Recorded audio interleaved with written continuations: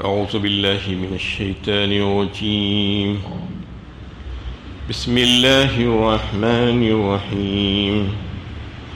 قالوا أوذينا من قبل أن تأتينا ومن بعد ما جئتنا قال عسى ربكم أن يهلك عدوكم ويستخلفكم في الأرض فينظر كيف تعملون. انہوں نے کہا کہ آپ کے آنے سے پہلے بھی ہم ستائے گئے اور آپ کے آنے کے بعد بھی ستائے جا رہے ہیں.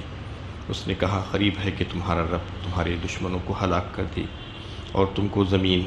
میں خلیفہ بنائے، پھر دیکھے کہ تم کیا طرز عمل اختیار کرتے ہو. سورہ اعراف کی 129 نمبر کی آیت ہے. اس سے گزشتہ درس میں قوم بنی اسرائیل پر فرعون اور اس کی قوم والوں کی جو زیادتیاں اور جو ظلم ہو رہے تھے اس کا تذکرہ آیا تھا، اور اس کی وجہ سے وہ لوگ قوم بنی اسرائیل پریشان ہو گئے. تو حضرت موسیٰ علیہ السلام نے ان کو تسلی دی اور دو باتیں ان کی طرف ہدایت کی، دو باتوں کی. ایک یہ کہ استعانت باللہ اور دوسرے صبر کی تلقین فرمائی کہ دو کام اگر تم کرو گے تو پھر اللہ تعالیٰ ہی اس زمین کی مالک و وارث ہیں، تم کو اس کا وارث بنا دیں گے تم میں سے جس کو چاہیں گے، بشرطے کہ تم تقوی اختیار کرو ان دو کاموں کے ذریعے سے. یہ حکیمانہ نصیحت حضرت موسیٰ علیہ السلام نے اپنی قوم کو کی، لیکن اس کے باوجود بھی قوم جو ستائی جا رہی تھی اس کا تذکرہ یہاں پر کرتی ہے کہ آپ کے آنے سے پہلے بھی ہمارا یہی حال تھا اور آپ کے آنے کے بعد بھی کچھ حال میں تبدیلی نہیں آئی. ہم اس بات کے انتظار میں تھے کہ ایک نبی آئیں گے اور ہمیں اس سے نجات دلائیں گے یہ تکالیف سے، لیکن وہ سلسلہ ابھی تک چل رہا ہے. اس پر حضرت موسیٰ علیہ السلام نے کہا قال عسى ربكم ان يهلك عدوكم ويستخلفكم في الارض، یعنی ممکن ہے کہ شاید تمہارا رب عنقریب بہت ہی جلد تمہارے دشمن کو ہلاک و برباد کر دے اور تم کو اس زمین کی خلافت اور اقتدار اور قبضہ مل جائے. شاید ایسا ممکن ہو کہ تمہارے دشمن کا جو غلبہ ہے وہ ختم ہو جائے. فَيَنْظُرْ كَيْفَ تَعْمَلُونَ، اس کے بعد فرمایا کہ آیت کے آخری حصے میں کہ پھر دیکھے کہ تم کیا طرز عمل اختیار کرتے ہو. مطلب یہ کہ حکومت اور اقتدار ہو سکتا ہے تم کو مل جائے ملک مصر کا، لیکن خبردار تم یہ بات تمہارے پیش نظر رہنی چاہیے کہ تم اقتدار اور حکومت کے نشے میں آ کر، جیسا کہ تمہاری پچھلی قوموں نے جو طرز عمل اختیار کیا تھا وہ طرز عمل اختیار نہیں کرنا. تم ان کو بھولو نہیں، کیونکہ انہوں نے جھٹلا کر تباہ و بربادی اپنے اوپر لازم کر لی تھی. یہ ذمہ داری ہے. اصل میں اللہ تعالیٰ جو اقتدار زمین کا اور حکومت کسی کو دیتے ہیں تو وہ اصل مقصد نہیں ہوتا، بلکہ اس کا مقصد یہ ہوتا ہے کہ وہ دیکھنا چاہتے ہیں کہ اللہ تعالیٰ کی بھیجی ہوئی جو نیکی ہے، جو بتلائی ہوئی جو نیکی ہے، اس کو بندے اس زمین پر پھیلاتے ہیں یا نہیں پھیلاتے ہیں، اور بدیوں اور برائیوں کو روکتے ہیں یا نہیں روکتے ہیں، اور عدل و انصاف کو قائم کرتے ہیں یا نہیں کرتے ہیں. یہ چیزیں دیکھی جاتی ہیں اقتدار اور حکومت کے دینے کے بعد. اصل اقتدار اور حکومت دینا کوئی مقصد نہیں ہے. اس کے تعلق سے سورہ 7 میں حضرت داؤد علیہ السلام کو جب خلافت دی گئی تھی، خلیفہ بنایا گیا، تو اللہ تعالیٰ نے کہا کہ یا داؤد انا جعلناک خلیفۃ فی الارض فاحکم بین الناس بالحق ولا تتبع الہوی فیضلک عن سبیل اللہ. کہا گیا اے داؤد ہم نے تم کو خلیفہ بنایا ہے زمین میں، لہٰذا تم حق کے ساتھ فیصلے کرو لوگوں کے درمیان اور اپنی نفسانی خواہشات کی پیروی مت کرو. اگر تم ایسا کرو گے تو تم اللہ کے راہ سے بہت دور چلے جاؤ گے اور بہک جاؤ گے. حضرت داؤد علیہ السلام کو یہ حکم دیا جا رہا ہے. ان کے ذریعے سے لوگوں کو یہ بتانا ہے کہ ہم نے جو ہے اپنے نبیوں کو بھی ایسا ہی حکم دیا تھا. جب خلافت ان کو دی جاتی ہے تو خلافت کو پورا کرنے کے سلسلے میں اس کا مقصد یہی ہوتا ہے کہ عدل و انصاف کا قیام اور حق کاموں کی تلقین اور حق کو قائم کرنا، یہ ساری چیزیں ہوتی ہیں. الذین ان مکناہم فی الارض واقاموا الصلاۃ وآتوا الزکاۃ وامروا بالمعروف ونہوا عن المنکر وللہ عاقبۃ الامور۔ سورہ حج 17ویں پارے میں اللہ تعالیٰ نے ایک پیشن گوئی کے طور پر یہ بات بھیجی تھی کہ خیر القرون قرون اولیٰ کے مسلم حکومتیں اور خلافت راشدہ صحابہ کرام کی حکومتیں جب قائم ہوں گی تو ان کی ترجیحات اور ان کا کام کرنے کا طریقہ کار کیا ہوگا، اللہ تعالیٰ نے اس کے تعلق سے پیشن گوئی فرمائی تھی۔ یعنی وہ حضرات کے تعلق سے اللہ تعالیٰ جانتے تھے کہ وہ جب ان کو اس زمین پر حکومت، سلطنت اور اختیارات، اقتدار، تمکنت، قدرت بخشی جائے گی تو وہ کس طریقے سے کام کریں گے، ان کی پرائورٹیز کیا ہوں گی، ان کی ترجیحات کیا ہوں گی۔ تو سب سے پہلی بات اس سلسلے میں یہ بتائی کہ وَأَقَامُوا الصَّلَاةَ، نمازوں کے باجماعت نمازوں کے قیام کا جو ہے کام کریں گے، وہ نظام کو قائم کریں گے۔ اس کے بعد دوسری بات وَآتَوُا الزَّکَاۃَ، یعنی زکوٰۃ کا جو نظام ہے اس کو حاصل کرنا، زکوٰۃ کا مال امیروں سے اور دولت مندوں سے، اور اس کو غربا میں اور مستحقین میں تقسیم کرنے کے کام کو انجام دیں گے۔ وَأَمَرُوا بِالْمَعْرُوفِ وَنَهَوْا عَنِ الْمُنکَرِ، اور اقامت امر بالمعروف اور نہی عن المنکر، نیکیوں کے پھیلانے اور برائیوں سے روکنے کے سلسلے میں کام کریں گے۔ یہ کام یہ حضرات کریں گے۔ اللہ تعالیٰ نے ایک پیشن گوئی کے طور پر بات فرما دی تھی اور ایسا ہی ہوا۔ خلافت راشدہ اور دیگر صحابہ کرام کو جو حکومتیں ملی اور قرون اولیٰ کے جو مسلمانوں نے جو حکومتیں کی تھی بالکل اسی انداز میں کی تھی جس طریقے سے اللہ تعالیٰ نے ان کے تعلق سے پیشن گوئی فرمائی تھی۔ یہی وجہ تھی کہ وہ زمانے کے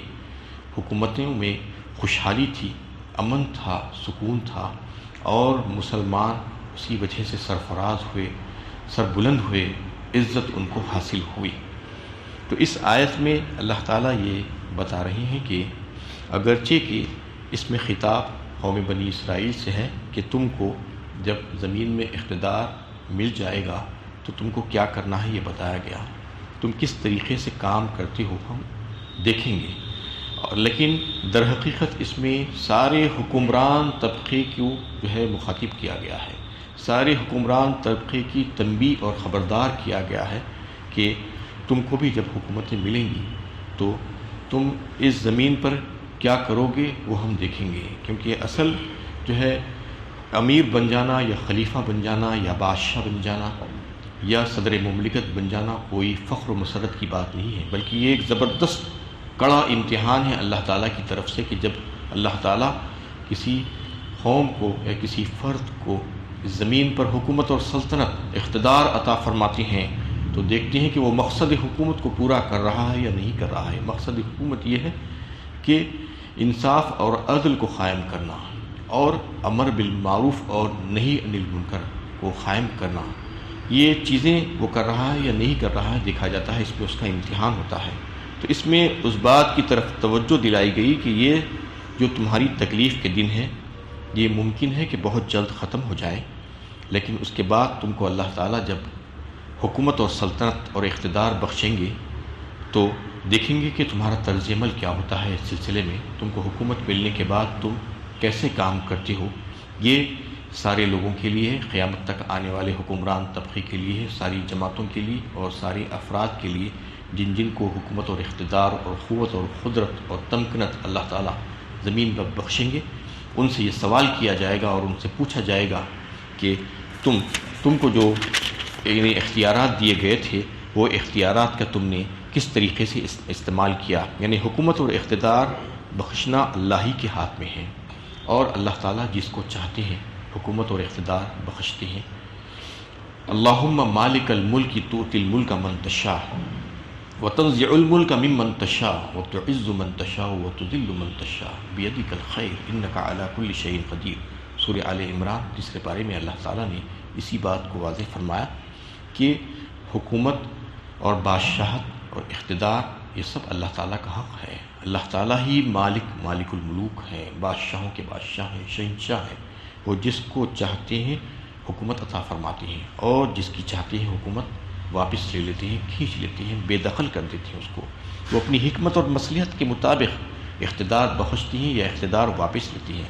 اگر اس نے ایک ظالم حکمران کو اقتدار بخشا ہے تو اس کا یہ مطلب ہرگز نہیں ہے کہ اس سے خوش ہے، بلکہ مقصد یہ ہے کہ دنیاوی زندگی کے ساتھ جو آزمائشی مصلحتیں وابستہ ہیں ان کے پیش نظر ابتلا کے مواقع فراہم کر دیے جائیں، اور پھر اللہ ظالموں کو کیفر کردار تک پہنچا دے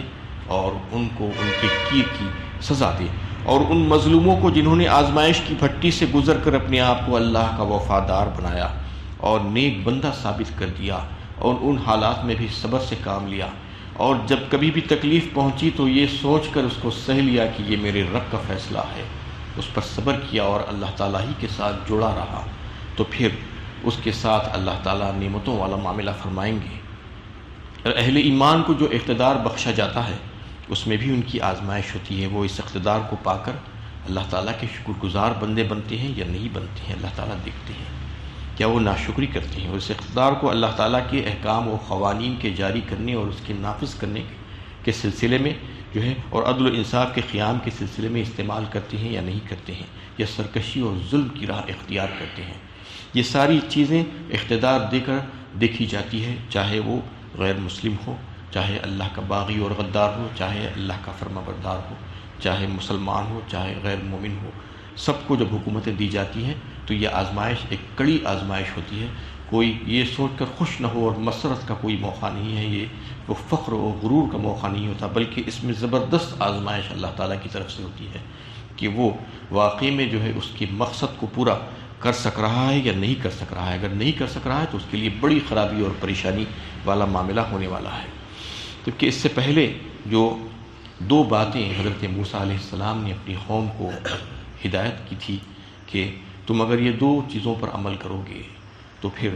تمہیں جو ہے تمہاری پریشانیاں اللہ تعالیٰ دور فرما دیں گے۔ یہ بہترین نسخہ انہوں نے جو ہے یہ بتایا تھا کہ تم اللہ تعالیٰ سے جڑ جاؤ۔ کسی ظالمانہ حکومت میں رہتے ہوئے مسلمانوں کا بھی طرز عمل ایسا ہی ہونا چاہیے، یعنی جیسا کہ آج ہندوستان میں معاملہ چل رہا ہے۔ آج مسلمانوں کے ساتھ ظلم و زیادتی اور قدم قدم پر ان کے ساتھ ایذاؤں والا معاملہ، ان پر الزامات، اس قسم کی جو ہے چیزیں ان کے ساتھ چل رہی ہے، تو ان کے لیے بھی اس میں جو ہے سبق ہے آج کہ وہ جو ہے اللہ تعالیٰ سے جڑ جائیں، اور ان کا اصل کام یہی ہونا چاہیے کہ وہ اللہ تعالیٰ کے ساتھ اپنا رشتہ مضبوط کریں، اور اس کو مضبوط کرنے کی سب سے بہترین جو ہے طریقہ یہی ہے اللہ تعالیٰ کی مدد کے طالب بننے کے کہ نماز کو پابندی کے ساتھ ادا کریں۔ آج مسلمان بہت غافل ہیں، بہت غفلت کا شکار ہیں، نمازوں سے انتہا سے زیادہ مجرمانہ غفلت کا شکار ہے۔ آپ دیکھیے مسجدیں خالی پڑی ہیں، ویران ہیں مسجدیں، اور دیگر دوسرے مقامات آباد ہو گئے ہیں۔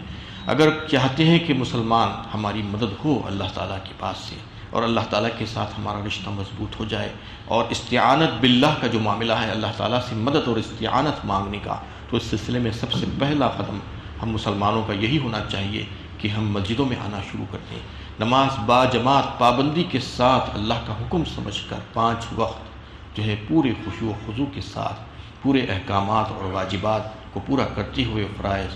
کو پورا کرتے ہوئے ادا کرنے کی کوشش کریں، تو پھر یقیناً اللہ تعالیٰ کی مدد جو ہے مسلمانوں کے ساتھ شامل حال رہے گی، اور پھر کوئی ان کا بال بیکا نہیں کر سکے گا، یہ سمجھ لینا چاہیے۔ ورنہ اگر ایسی ہی حالت برقرار رہی، ایسا ہی طرز عمل ہمارا رہا، تو پھر اللہ کی مدد کے لیے جو ہے ہم اس کی امیدوار نہیں بن سکتے۔ اللہ تعالیٰ سے دعا ہے کہ اللہ تعالیٰ ہمیں صحیح علم و عمل کی توفیق عطا فرمائے۔ آخر دعوانا